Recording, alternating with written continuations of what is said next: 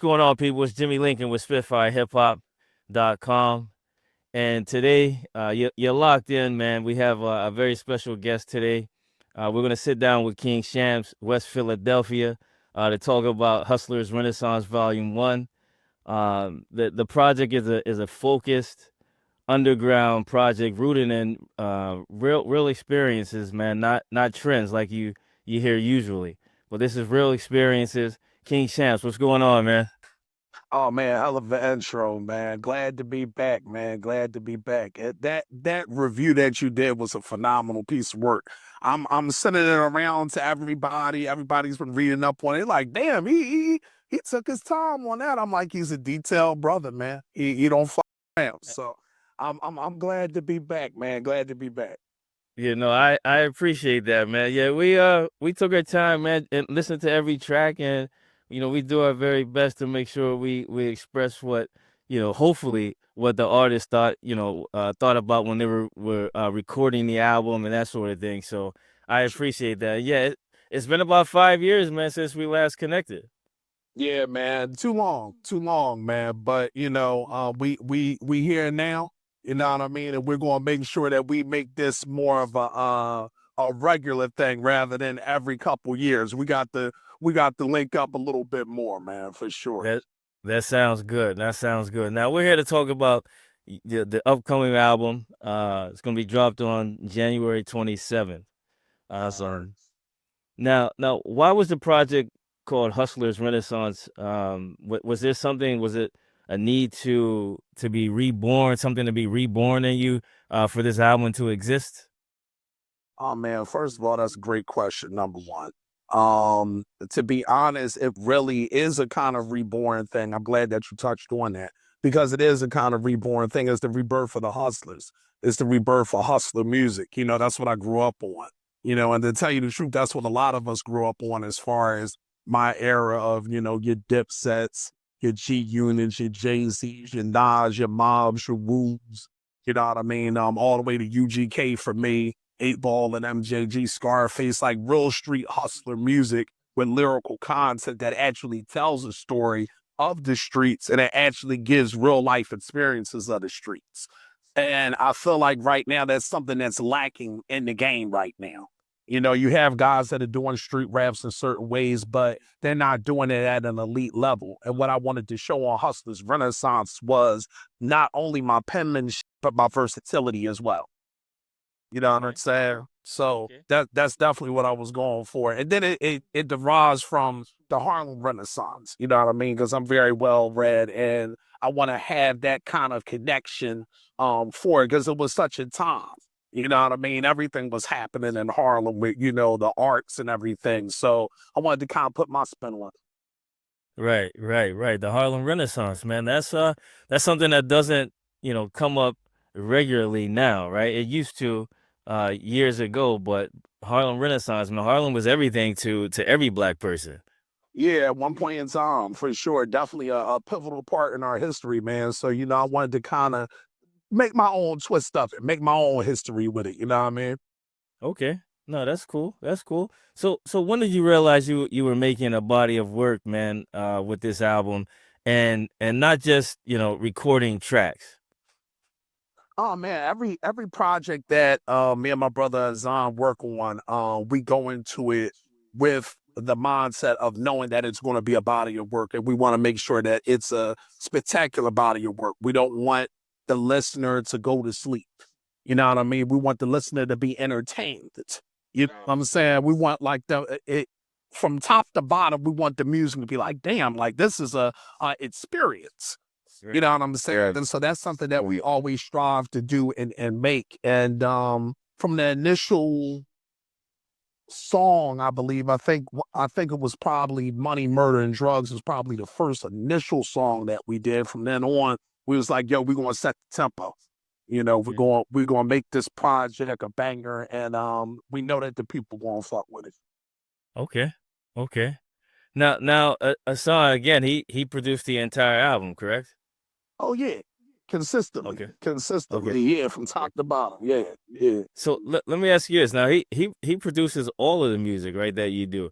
Do you guys ever reach out to anyone else to say, hey man, let's connect, let's work together on a couple of songs, or no? If it makes sense, but we're a real Oh, self-contained unit. You know what I mean? It would literally have to be something that made sense, a musical sense. We're willing to work with anybody that's dope, but it's got to make sense as far as the kind of music that we're making.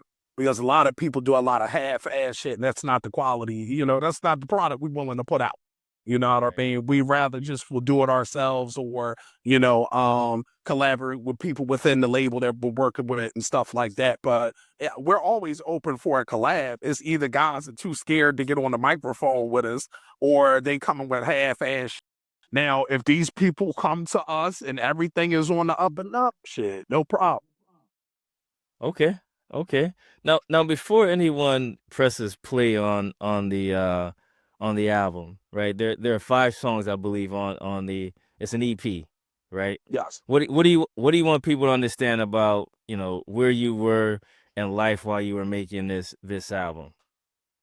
Oh man, I think I was in a transition. I think Renaissance is the perfect title for it, because it's a renaissance, it's a new beginning. It's a start of something great. And I feel like this is probably the best I've been from an artist's perspective, as far as actually knowing how I want to attack my songs, how I want to write my songs, how I want to attack the studio sessions, mixing everything.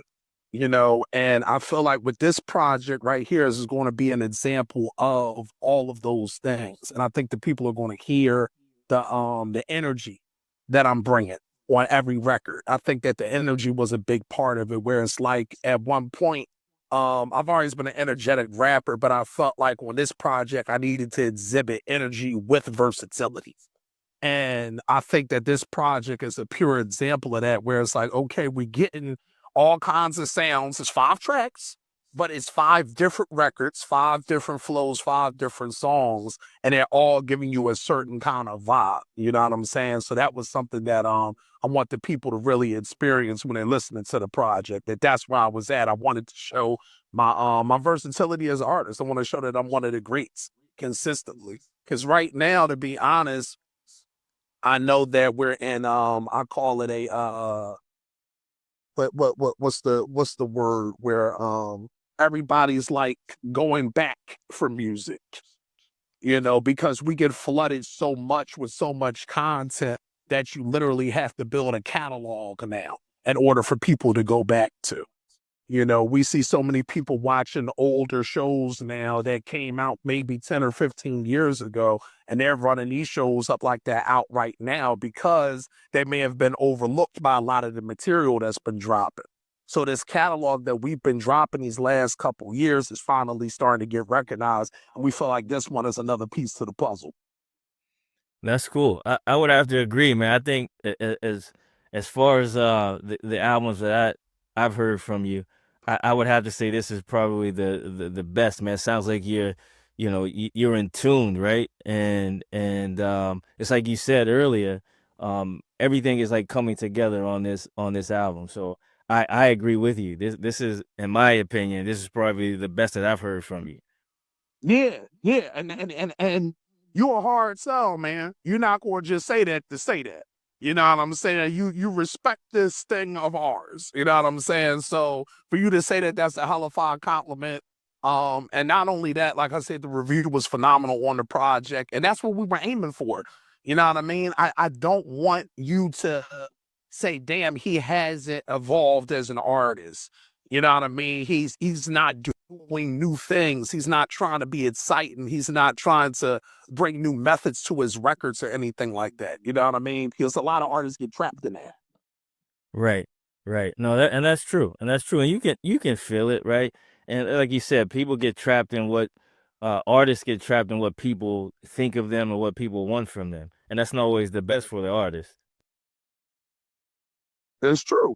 It's true. It happens more often than not. And I'm like, damn, man, like you gotta know your talent. You gotta know your superpowers. You know what I mean? Like I'm not a guy that um rely flow like a Snoop Dogg. So I'm not going to do that. I'm not going to rely strictly on like lyrics like a Nas. I'm not going to do that. I'm going to Okay. mix and match to the things that I'm available to do and what I'm comfortable with doing, but at the same time, pushing my limits within my limits, if that makes sense. Right. No, that makes a lot of sense. And that leads me to my next question too, man. You don't you don't over rap or force aggression on this album, right? Was there some restraint that you consciously thought about that? Like, hey, I don't want to overdo it. I think you mentioned it just a few minutes ago, but I don't want to overdo it here, or I don't want to be too forceful here. I think it comes with comfortability and being a veteran. It's just like you see how you just sipping your coffee, your tea. You do this shit now. You comfortable. You know what I mean? Like you sitting back, you in your zone. You feel me? Like you in your zone. And that's how I feel in the studio. That's how I feel when I'm creating. It's like Right. I'm in my zone. I'm comfortable. I know exactly what each track needs now, as opposed to when you're becoming an artist or content creator or whatever you're doing, you're still trying to find your identity. You know what I mean? Right. It's just Right. like, in sports, you'll hear people say, oh, they don't have an identity yet. They pass the Right. ball, they run the ball, they run the ball, they pass the ball. They don't have an identity yet. I Right. have my identity. I'm comfortable in it. So when I'm listening to these records that my brother is bringing me, I'm like, okay, I know that's how I'm going to approach it with that kind of energy. Everything doesn't need over rapping. Just like a lot of records, it's like this. If you want a record to get played on the radio, you can't over rap. If you want records to be played in the underground or a certain kind of way, you know the kind of energy that it needs. You have to know exactly the recipe for everything. You don't use chocolate chips for a turkey. You know what I'm saying? Like you just don't do those things. You have to understand what you're using. I need seasoning for that. I need a little Right. paprika for that. I need a little cayenne, you know what I mean? I need certain shit.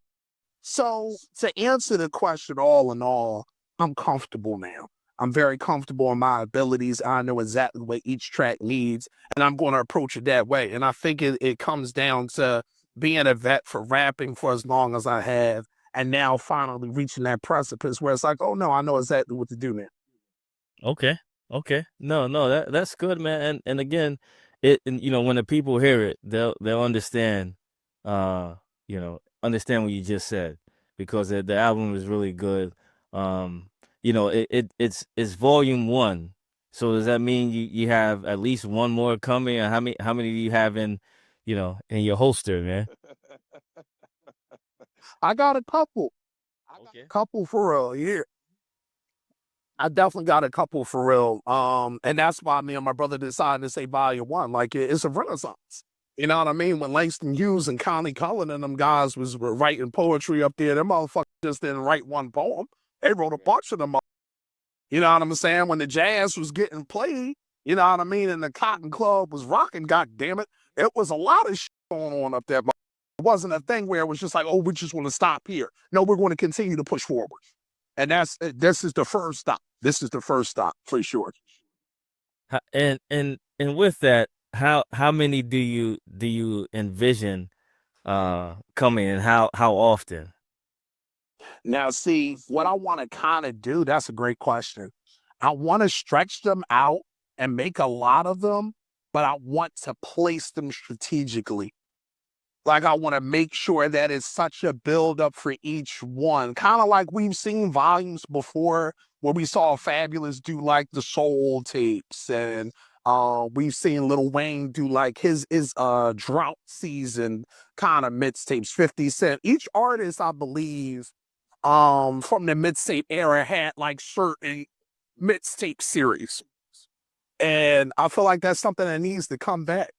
I feel like a lot of rappers put out some of their best materials on like mixtapes and EPs and stuff like that. So I just wanted to kind of bring that kind of flavor and that kind of feeling back. So I'm definitely going to stretch them out, but it's going to be a lot of them for sure. I just want to make sure I'm building up as much anticipation as possible. Right, right. And just switching gears just a little bit, man. How do you personally define authenticity in hip hop? You have a lot of people have their own opinions of authenticity, but How do you personally define it, and where do you you know where do you as far as artists get it? I mean, where do you think artists today get it wrong? Oh man, I think it goes back to something you said earlier when the interview started, and something that you touched on in the review, which is trends. Everybody just wants to kind of get the easy road, man, in anything. And it's unfortunate because, as you well know in life don't work that way. It ain't no easy road to this bitch. You gonna have to hustle for everything that you do, put God first and hustle some more. You know what I'm saying? And I feel like people lose their authenticity when they're chasing these trends. They're chasing social media, they're chasing all of these different things. And social media is not real life. And people are figuring that out day in and day out. It's not a real place, bro. Okay. So the authenticity part, it gets lost in that social media thing. And I feel like it's that disconnect for a lot of artists because they're not in their own world. Like if you think about when Miles Davis made his album, this nigga didn't have Twitter. You know what I mean? John Coltrane, when he made Alabama, he didn't have Instagram. He couldn't like Right. film himself playing the saxophone and shit. Like it was a certain artistry that the artist respected and said, in order for me to be authentic, I have to kind of keep myself as a self-contained unit. And I think that's something that a lot of artists struggle with them not being able to separate themselves from the outside world in order for them to create what they need to create. Sometimes you got to be able to take a step back, disconnect, and unplug, and be like, you know what? I don't really need that Twitter shit today. I don't really need that Instagram shit today. Let me work on my craft. And I think that's what builds that authenticity because it's just you and your music. It's just you and your thoughts. You're not being influenced by anything now. You know what I mean? Your Right. topics, the way you talk, your vernacular, your verbiage, whatever you're using, it's not based off of social media jargon. Right. You know what I mean? I'm not talking those shit that I heard some Twitter nigga post about 20 minutes ago. I'm writing my life. So I'm writing my experiences. You know what I'm saying? So I think that's why I can keep my authenticity is because I don't buy into the trends. I don't. You know what I mean? I build my foundation. I build my infrastructure. All the greats built their infrastructures through saying, I'm not going to go by the trends. Chubby Checker used to do the twist, nigga. Is you still doing the twists? You the fuck that shit over now because it was a trend. However, Stevie Wonder, if you put on as that song still resonates today because it's Right. authentic. He wasn't chasing the trend. And her visions wasn't chasing the trend. You know what I'm saying? Like all of the classics and great guys, they are authentic. They keep themselves authentic. But I think it's harder too. I think it's a lot harder because there wasn't no social media back then. Who knows? Stevie Wonder and them may have been rumbling in the street too. I don't know. I can't call it. But, I feel now as an artist, that's what you gotta do, man. You gotta have that separate button. Right, right, and I'm sure they had some run-ins in Detroit, man, with Motown. I'm pretty sure of that. Yeah, You know what I mean? for sure. Something was going down. Right, right. That's funny, but yeah, social media does appear to be unreal, man. Like some of the stuff you see out there is just, I mean, it's hard to believe, man. Yeah, you gotta turn that shit off, man. I know plenty of days I'll just put my phone down. People will be calling me like, "Yo, bro, where you?" I'm like, "Bro, please. If you telling me something about that social media shit, bro, I don't want to hear it right now because it's not no Right, real place. It's not. Like once right. you log out, real life is happening." That's true. That's true. Let me ask you this, man. When you put the project together, you and your brother, did you think about the emotional arc of the listener when putting these, from 1 through 5, how the listener is going to receive it? Absolutely. I think that something that we consistently do with each project is we sync well. We want to make sure that it's going a certain kind of way. You know, when you listen to all again, because all I do is I study the greats because I want to be great. I think that that's something that gets lost. But if you look at the greats, a lot of them sequence their albums a certain kind of way. It's like a certain kind of breadcrumbs to lead you to the eventual point of the project. You know what I'm saying? And I feel like that's something that you have to do in order to make projects cohesive. A lot of people just put out a lot of music and it's not a journey. You know what I mean? It's just a lot of dope songs mixed with some funky ass songs and then some filler songs and shit like that. Instead of it being a cohesive project, whether there's 5 tracks, 10 tracks, 12 tracks. You know what I mean? So we always think about the listener and we want to make sure that they're on this journey with us. When, you know, you talk about A Struggle in Tears, that's the kind of record where it emotionally captures what's going on inside the mind of somebody that could be in the streets and hustling and doing all of these different things. You're looking out for police, but you're also looking out for somebody that's looking just like you that can hurt you. You got a woman that may not be the best for you, and you may be trying to capture some kind of love, and the connection may not be there. And you're still trying to hustle. You're still trying to get your money. So you're bringing an emotional connection to the people through the music. So when you're listening to that record, you're like, damn, I feel that. I may not be in that situation, but I've had that kind of situation happen to me before, where people may not be believing in a vision or see things the way you see things. And now you're getting to a place in life where things are getting better for you. You know what I'm saying? Like all of those different things we definitely put thought into, especially as a lyricist. You know what I mean? When I'm writing these things, I want to make sure that it's as relatable, emotionally relatable as possible for the listener. Instead of me just rapping a bunch of shit, they're like, I can't connect. No, no, no, and that's good, man. I'm glad you said that you study the greats because far too often, people are like, I don't listen to this person, I don't listen to that person. You even have athletes now. When I was growing up, you wouldn't mind saying, oh, I studied this hitter, or I studied, Barry Sanders, or I studied, I watched his film. Nowadays, man, nobody wants to give anybody any credit. Yeah, and I think that's sucker shit, man. I Right, really think that right, that's sucker shit because I feel that it's nothing wrong with giving credit. Nothing's wrong with that. That right, doesn't make you less of a man or less of a woman to give somebody credit that influenced you or give somebody credit that paved the way. If anything, they're opening the door more so for you.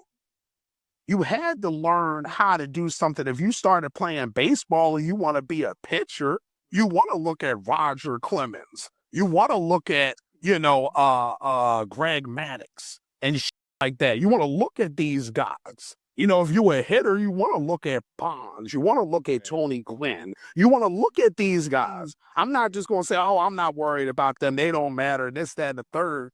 They in the Hall of Fame. The fuck is you talking about? Where do you want to be at the end of the day? Do you want to be at the top of the mountain? You better watch something.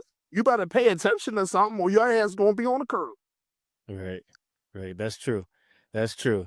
Now thinking about the album as a whole, is there one bar or a comment on the project that means the most to you personally? That's a good question. Um, I'll tell you what, my favorite joint on the album is the last one. I think it's Too Hot is what it's called. That joint that joint just the energy on that joint. I don't know what it was, man, but that's my favorite. I've listened to that one about 5 or 6 times in a row. no, hey, listen. The purpose of everything we do, and to quote another great Michael Jordan, we don't play accident on basketball, man. We do everything with intentionality. You know what I mean? We ain't fucking around. So when we're making these songs, it's like, yo, we wanted to have that playback value. It's like, let me throw that back on. That's exactly the feeling we want to go on ahead and add, for sure. But to answer your question, I don't think a lyric connects with me. I think the song connects with me because it goes back to me having a rough period in life. I think Struggle in Tears. because I was dealing with a lot of different things. You know, I was dealing with surgeries. I was dealing with surgeries on my feet. I was dealing with those kinds of things with my health, battling with my health through all of these different things, recording, writing, and all that. And I felt during that time it was my most vulnerable moment. I felt like it was something where I was really writing not just from my experience, but what I was experiencing at the time. So I think that that's the record that probably is close to me for sure. Okay. No, that's Maybe That's just my good. favorite record. My favorite record on the John is Don Juan. That's my favorite record on there. What, That's my favorite what, record. why is that one of your favorite? Energy, man. It's got that energy. You know what I mean? It's got an energy, it's got a balance, and it's a different song. We're doing everything on here. We got all kinds of different hooks and different melodies and, different influences from different music. We're just putting it all together in like a melting pot, but it works.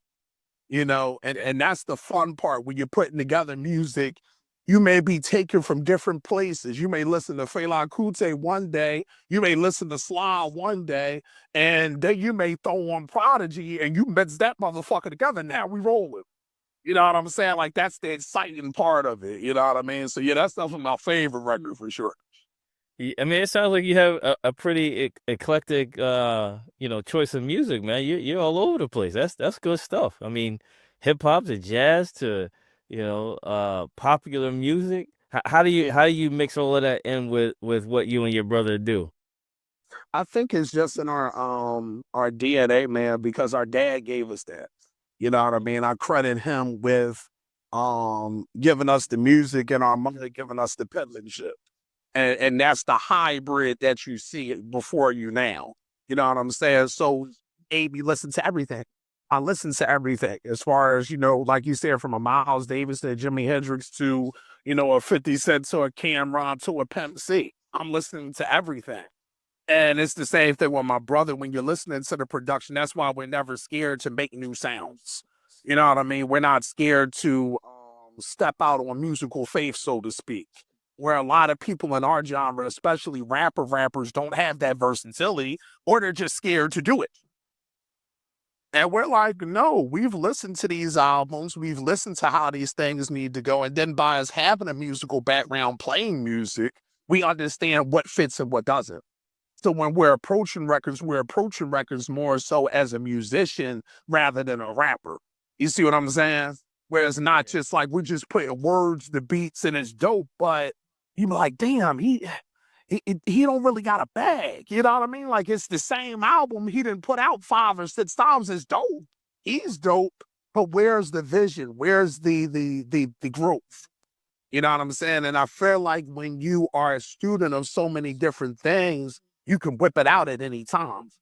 You know what I'm saying? You're never quite lost. You can listen to our dark beat like, how would Ghostface Killer approach that? Or if I'm listening to this hype kind of beat, damn, maybe I need to throw like a Tupac kind of run in here and kind of bounce off the beat. Like you've watched so much film, you know exactly how to hit certain people in certain moments. You know what I'm saying? So that's how Right. we approach it.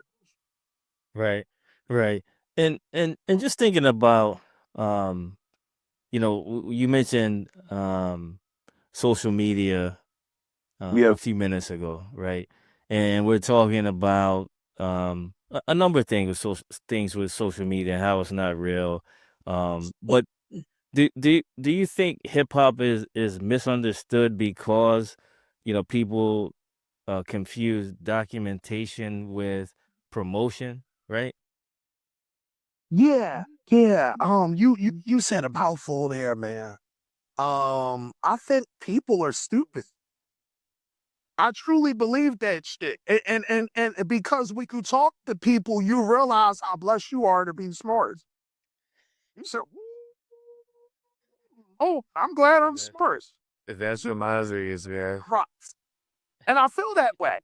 And it's not because people are born dumb or, they just can't get it together. It's people choose to be stupid. People Right. choose to have narratives that sound better than the actual truth. Because, like you said, documenting and promoting are two different things. I document my life through music. I was in the streets. I was doing all kinds of decadent, degenerate things at one point in time of my life. I'm going Right. to write those things down because those are my personal experiences. I'm not promoting it like, oh, hit a brick and, sell the pussy down the street and shoot that nigga and do this, that, and the third. No, no, no, no, no, no. That's not what we stand for. It's strictly entertainment. No one like Dr. Dre and them said back in the day when Scarface was out, people were going to see that movie. Al Pacino is not walking around dressed as Scarface with a Cuban accent. Right. It's entertainment. Right. He's Right. documenting drug dealers' experiences from that point in time of that era. He's not promoting, hey, go to Miami, sell as much coke as you can, and get paid. That's not the. But again, when you talk about stupid people, they're going to latch on to the narrative that shoots them sometimes. It doesn't matter if it's truth or not. Right. And speaking of, I guess, stupidity, do you think that fans are honest with themselves about, the stuff that they consume, as far as music is concerned? No, no, I don't think that they're honest. I think that they live in a certain level of a delusion where you're actually trying to act as if these people are still selling drugs and still killing people, or they're doing it right now at this very moment. And it's like, no, this is entertainment. Let me tell you something about the streets. Anybody that's done street activity don't want to keep doing street activity. Okay? Don't be fucking fooled by the bull. These niggas are rapping for a reason. Okay? And nothing's wrong with that. But we're not going to act as if, and I think their fans kind of get it confused. It's like, bro, this is music. He is making music for a reason. His ass got shot. He don't want to get shot again.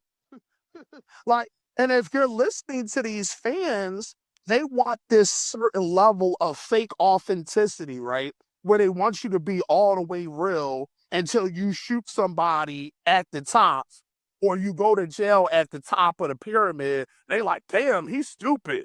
He got all this money. He should be moving differently. He should do this. But say if you the moving differently, oh, he ain't real. He don't live what he rap about. He don't do this, that, and the third. It's like, man, do your thing, player. Make your money, get the fuck out the way. Because Right. again, when you start talking about these people and the narratives that they want to push, especially a lot of fans of music, it's like pick a side, man. You can't talk about no ratting and no this and no that. And then when your guy gets booked and he telling everybody, oh nah, he was trying to go home. He got a family. He got a wife. He got children. It's like, no, if we're going to stand in stupidity, then stand in it all the way.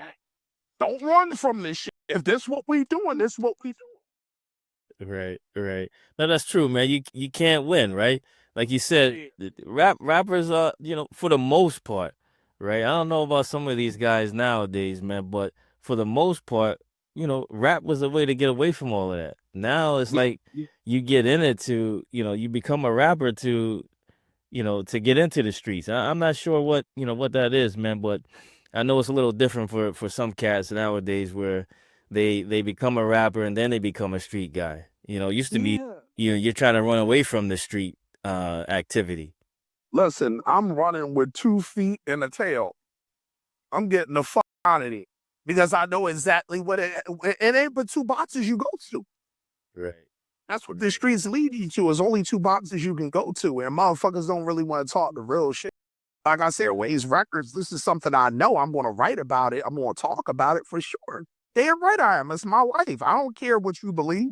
This is what it happened to me. This is what happened to friends around me. These are things that occurred. But to get money, like on my journey, we make this money off this rap shit. You ain't about to see Shampz nowhere near no club shooting at somebody. You will see me way off in yonder with a bunch of acres and a couple of cars and some lady friends. That's what you will see me doing. I don't know about all that other shit. Right. Yeah, it's a little much, man, and we hear certain things about how these dudes are being influenced by, labels or whomever it is. But it's really time to clean it up, man. Hip hop wasn't, originally it wasn't that, right? When you think back to when we first heard it, um, you know, 70s, late 70s, early 80s, it was giving you a story about what was going on, not glorifying, street activity, right? Yeah, like the message. Yeah, Like the yeah, message talked long about the street shit, you know what I mean? It was talking about everything that was going on in the streets at the time. yeah, And it was yeah. it was glorified. It was documented like, nigga, this is what's happening. This is something I may have had to do out this motherfucker. You know what I'm saying? Right, So I totally agree. right, right. Now, what's speaking of that, right? What's something that you think that about hustling that rap or hip hop gets wrong? You know what? That's a great question. Um, I feel like people, when they hear the word hustling, they immediately think about selling drugs.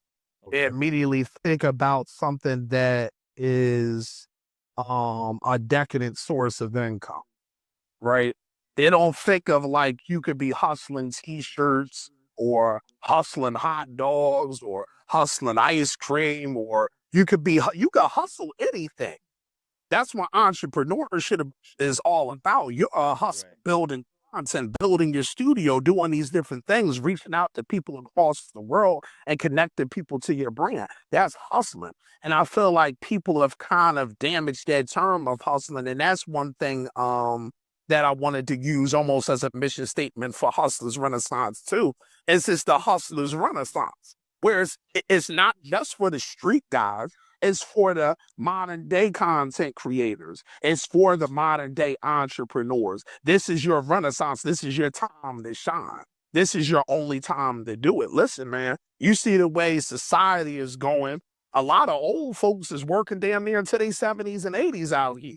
If you're not hustling and putting in something that's going to be able to separate you from the fray, then you're going to get caught in the rat race, homies. So hustling to me is something where everybody can do it. And that's something that I'm trying to go on ahead and push with this project also is like you don't have to be in the streets to be no hustler. That doesn't take away from you hustling and driving and being ambitious and trying to get somewhere. And that's where Hustlers Renaissance is another reason why we named it that too, because it's like, nah, it embodies that. Like this for all the hustlers. It's for the father that's getting up, working double shifts to feed his family. This for the woman, the mother that's got 2 or 3 kids that's out here hustling to feed her family. It's for the married people that's trying to struggle to make ends meet and do this and a third. They hustling just the same. I come Right. from hustlers. My mom was a hustler. My dad was a hustler. They may not have hustled the same I may have been into, but they still was hustlers nonetheless. So it's always going to be that respect. And I feel like people kind of get that misconstrued. Like when they hear that word, it's an immediate negative connotation to it instead of looking at all these people that's hustling as positive and making things go. No, that's good. And just thinking back about, your hustling days, if you will. Was there ever a point where the lifestyle almost cost you your future? 1 billion% every day, every day. I don't think people fantasize the great side. They never talk about the dark side, which is pretty much all of it. When you're constantly under duress, you're constantly under pressure, you got real beef, got real street problems. You're not only trying to evade law enforcement, but you're also trying to avoid it because it's just trying to shoot you just as quick as the cops will shoot you. That's just the reality of it, right? And then you're dealing with promiscuous women consistently where they're not looking to help you. They're looking to help themselves and elevate themselves. It's a game full of vultures. And there's no honor among thieves. You can sit there and do crimes with guys that you could have been cool with 5 or 6 years. And when the cops show up, you will get a 25 to 35 year sentence. And fortunately for me, I've had those brushes where I've had to look judges in the face. I've had to look guns in the face. I've had to pull guns out. I've had to do all of those different things. So when you're living that kind of life and you finally have a chance to get out and you have talent to do it, and you need to be using it. And I think going back to what you were saying is people don't really know unless they've really been out there. You know what I'm saying? And during those days with me, it's constant danger. It's more danger than fun. Yeah, you could pull out a couple thousand at the casino. You could drive some fast cars. I brought jewelry. I did all of that. But when lawyer fees come up, nigga, you gonna have to sell that jewelry. You gonna have to, start getting them lawyers on retainers. You know what I'm saying? You gonna have to get continuances in them courtrooms, make sure them damn crackers keep you outside. This is just how it is. They don't talk about these things. You know what I'm saying? They don't talk about the reality of the situation. You saw me. So I don't regret it at all because God gives us our test so we can have our testimony. You know what I'm saying? So that was my test. But at the same time, the street man, I don't condone you trying to get out there, especially now. It's more jail and death in the streets than there's ever been. You No, know, that's true. That's true. I mean, with those, what are they? Oh man, I can't think of it now, but those jails are making money, man. Uh, hell yeah, it's a business. with guys going to jail so it's something that we need to pay attention to, man, and stay out of their prisons, right? And 1,000,000,000%. and live a fruitful life, man. There are other things like you mentioned, hustling hot dogs or whatever it is. You don't have to, play games in the street, man. Play those street games to become what you want to become as far as adding to your value, right? There are other things that you can hustle. It is plenty of things. Clothes, like I said, hot dogs, ice cream, candy canes. You can sell Christmas trees, nigga. If that was something you wanted to go on ahead and do, that's a profitable business. I Right. just It wanted this is. documentary on it out in Oregon. Good white folks making a bunch of money off damn trees. You better get Yep. yourself some. Yep. So, Every you know, every year. listen, it's plenty of things you can go on ahead and hustle, but I feel like, and this is a whole another conversation, when you start talking about how our community is based, the hustlers have always been praised from the streets. You know what That's I'm true. saying? That's just a thing, That's true. and that even influenced me. I'm not going to sit there and lie. You know what I mean? I'm like, damn, they getting it. I got to get like those guys. But Right. again, they don't show you that dark side of now it's 150 years and you in jail with men all day. They don't show you that. I'm saying, Right. No, that's true. That's true. That's true. A dose of reality that they don't. Not everyone shows, right? yeah. So let's talk about the one track on the album. What did you have to accept about yourself to write Struggle and Tears? Oh man, emotional transparency at its finest, man. I had to finally accept that, I'm a human, I'm vulnerable. You know what I'm saying? I go through different things just like the next man and woman. And I feel like when you come from certain backgrounds and certain environments, it's a lot harder for you to um embrace that and actually show that level of emotional transparency.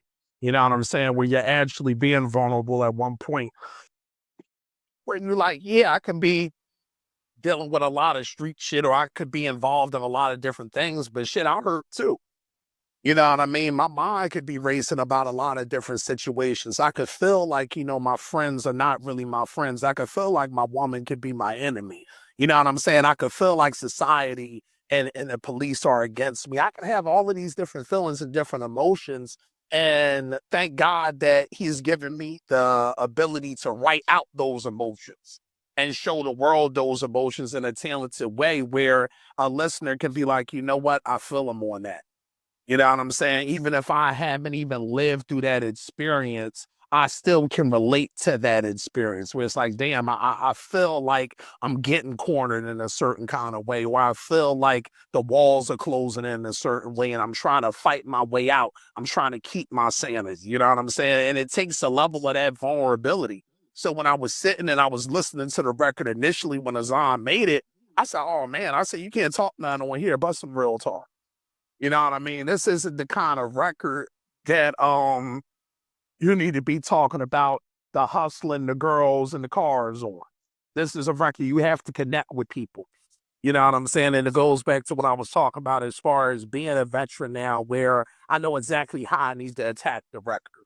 And when I heard the beat, man, it brought something out of me, man. It truly did. And I just wanted to show a little bit more vulnerability from an artist's perspective, for sure. And I think all the people that have been able to hear that record, they love that record for sure. No, that's good. That's good. And you usually have a really good cover art as well, man.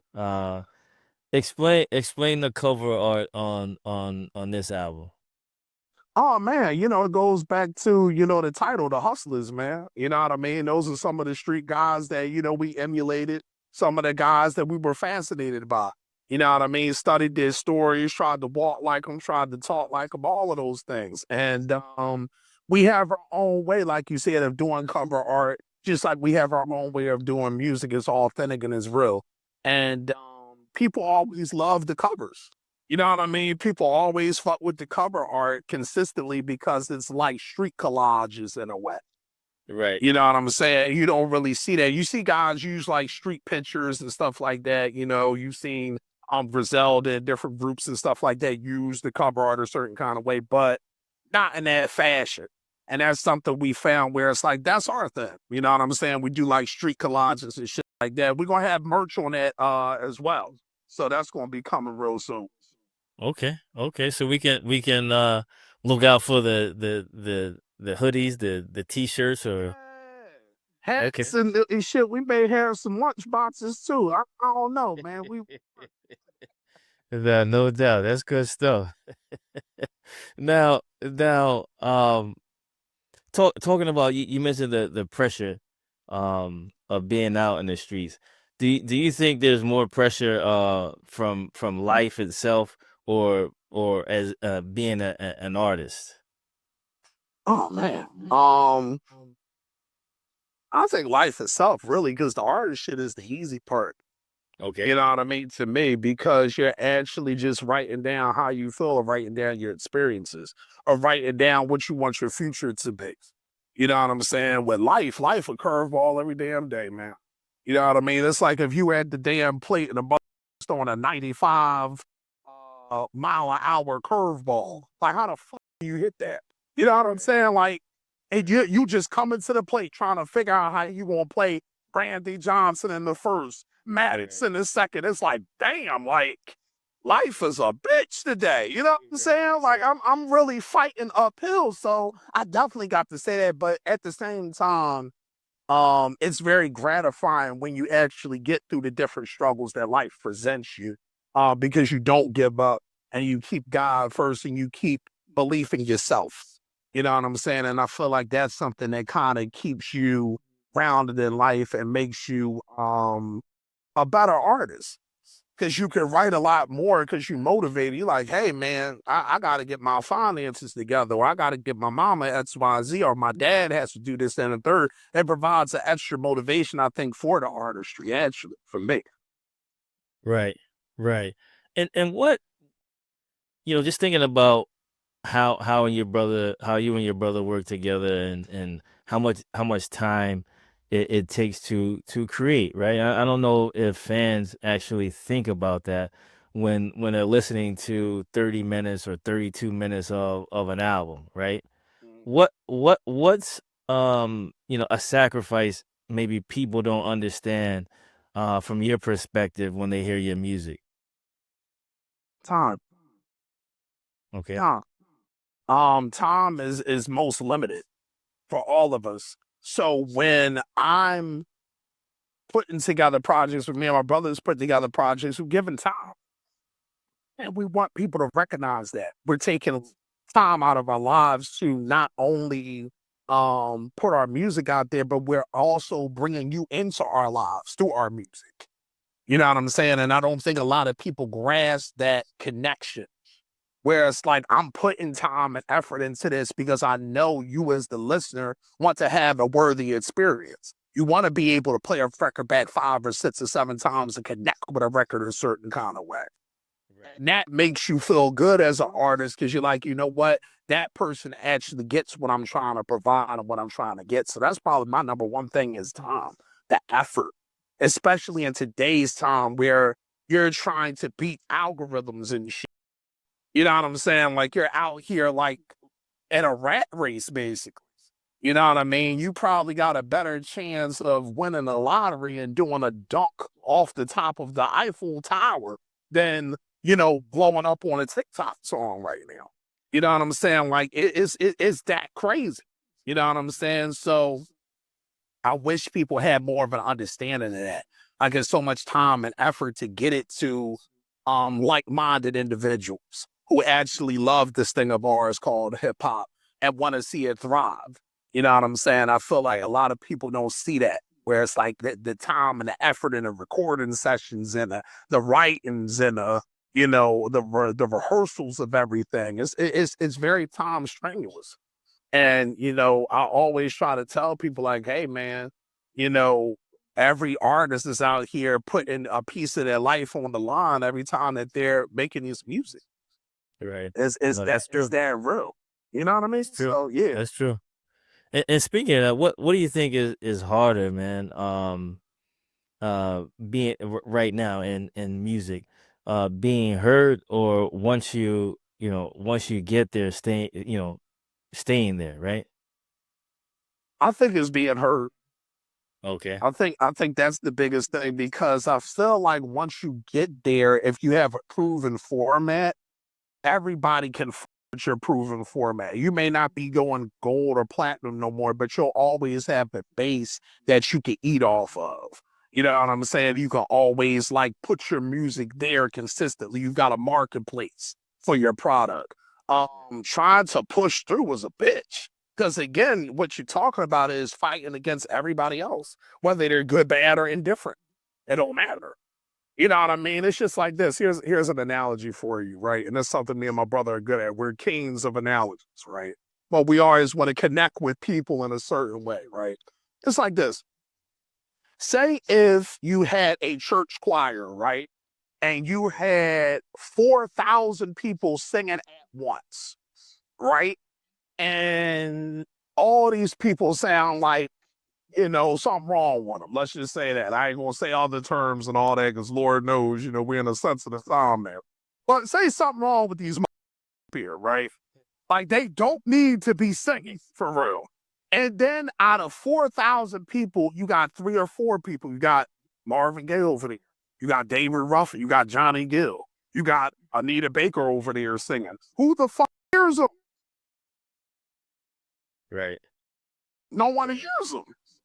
It's so hard to try to push through that 400,000. They're literally going to have to try to disconnect everyone's mic in order for them to actually have that opportunity.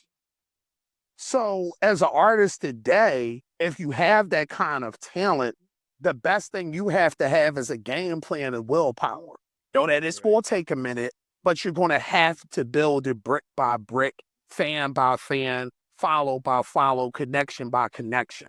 And if you have the product, it's no way they can deny you. It's just no way. Because once you get there, you're there.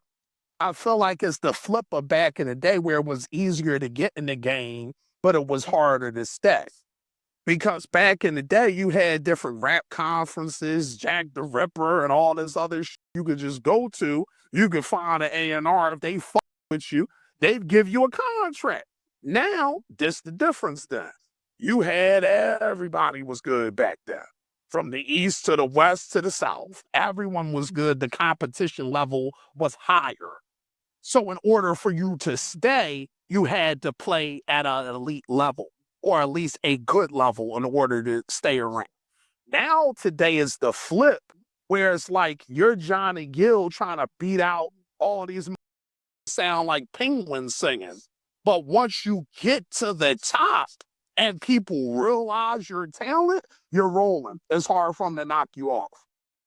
Right. And what do you think about, speaking of that, what do you think about the independent push nowadays with artists? Oh man, it's a rat race, man. It just is. And I feel like what independent artists have to figure out, and this is something that it took us a while to figure out, and I can actually say that has been working for us, is what is your strategy in order to get to the top? What is your game plan in order to get to the top? How are you going to get people on your side in order to sell your product? And I feel like a lot of artists are stuck on stupid because they like, damn, I'm talented. I can rap, I can sing, I can do whatever, but I'm not getting looks. It's like, yo, like I was telling Azan the other day, and I'll share it with you. Music is no longer the music business; it's the business of music. We are now, and we're selling more commerce than actual music. It's not a thing of no, we're selling more product than actual music. Excuse me. Right. Music is an emotional connection. It's something you can feel. You can't sell feelings, you can't sell emotions. You have songs that you can hear where you can literally remember your grandmother sweeping the floor to, or your mom taking you to school. You have emotional connections with music. And I think that artists, especially indie artists, they still feel like that matters. And it does once you get to the top. It does when you're connected with regular people pushing your music. But because of data and algorithms and all of these different things, you are in the business world now. And you have to understand that. You have to know that you have to have a product, you have to understand marketing, and you have to understand promotion and how you can get your product to different people. And you have to be patient. It's not going to happen overnight. We've been rapping for years. It is not going to happen overnight in this new climate because A&R does not exist anymore. Music has been devalued, and everybody thinks that they can sing, and everybody thinks that they can rap. So you're in a rat race, and it makes people quit. It makes people frustrated. But my advice is to know what your product is, build your sound, and get it to the people and understand you are in the business of music. This is not the music business. Right. Too many people have gotten to our culture and bastardized it to the point where it is strictly business now. When I talk to different labels, when I talk to different A&Rs and reps, they're not talking about how good your music is. They're talking about if the algorithm has picked you up. They're talking about if you've trended on TikTok or you have a certain number of followers or a certain number of views. They have bastardized it into a certain kind of business motto. And I feel as soon as independent artists have an idea in their heads that they are a business instead of an artist, that's when the indie scene will thrive a lot more. Right. And we've done a few articles, man, written a few articles that are on the site, man, SpitFireHipHop.com, that speak to that, right? You know, Yeah. having 200 artists, I'm sorry, 200 fans that are consistent and they consistently support you is better than having 2 million and only, you know, 1,000 of them see whatever you post on social media, right? You talk about the algorithm. That's an article that you know, a lot of people should go out to SpitFireHipHop.com and read, man, because it's insightful. It helps you understand what, as an independent artist, you know, what moves you should make. Because again, if you have 200 loyal fans, that can turn your life around. Yeah. Yeah. But again, what you're talking about is a business model. Exactly, because you see what they're doing with the DSPs, and you have to get a million freaking plays to get even a $4,000 or whatever it is. Meanwhile, all those DSPs are making billions, right? Off of your work, off of your work. So why can't you do that, you know, on your own, right? And get you a handful of loyal followers and sell to them, or have them, you know, like a lot of people are going back to CDs now, right? I didn't know people had CD players, man, to be honest with you. Yeah, But I see a lot of vinyl. I see a lot of dudes selling CDs again, and not only that, they're selling cassette tapes as well. I'm like, what are they selling those things again? Where you can buy the you know the CD players and all of that. So it's yeah, it's an interesting time, man. But I think if, like you said, I think if the independent artists understand how to do it, they can thrive in this new music business. Yeah, for sure. I agree. Yeah. So again, man, I know we're running on late on time, but tell the people where they can reach out to you if they want to connect with you and your brother Hassan. They want to, you know, get to your music, get to the upcoming merch. Tell them where to reach you online. Oh yeah, definitely. Follow me on Twitter and Instagram at King Shampz. That's KingShampz. We're constantly on there. You can follow Azan at Azan Azzan on both platforms as well. And we're always keeping people updated with the music. We're always posting on our stories, keeping people updated with um not only the music, but you know, we're doing comedy stuff as well. We got Dead Wrong Comedy. Azan's doing some comedy stuff as well. So you can always come get a laugh. You can get a nod in your head too. We got it all over here. So follow us on Instagram and Twitter and check out all of the projects if you want to hear exciting electricity of hip hop. You want to hear that energy again. You want that feeling again. That street raw energy. You know what I mean? With dope lyricism and dope production. Go check out all of our projects on all streaming platforms. Rise to Corleone, The Beginnings, Murder Files, a slew of singles as well. Man, just check us out. And if you truly love dope music, you truly love dope hip hop, then you will be extremely satisfied with what you find. No, and again, man, we appreciate your time. For everyone out there who watches the video, the album is due out on January 27th. The title of the album is Hustlers Renaissance Volume 1. So expect some others to follow. But again, Hustlers Renaissance Volume 1. King Shampz, man. Again, I truly appreciate your time, man. I definitely appreciate it, man. We got to make sure that we do this more often, man. We can't let the gaps go past, man. That sounds good. That sounds good. Until next time, SpitFireHipHop.com, shop.SpitFireHipHop for all the merch, and we'll see you guys on the next one.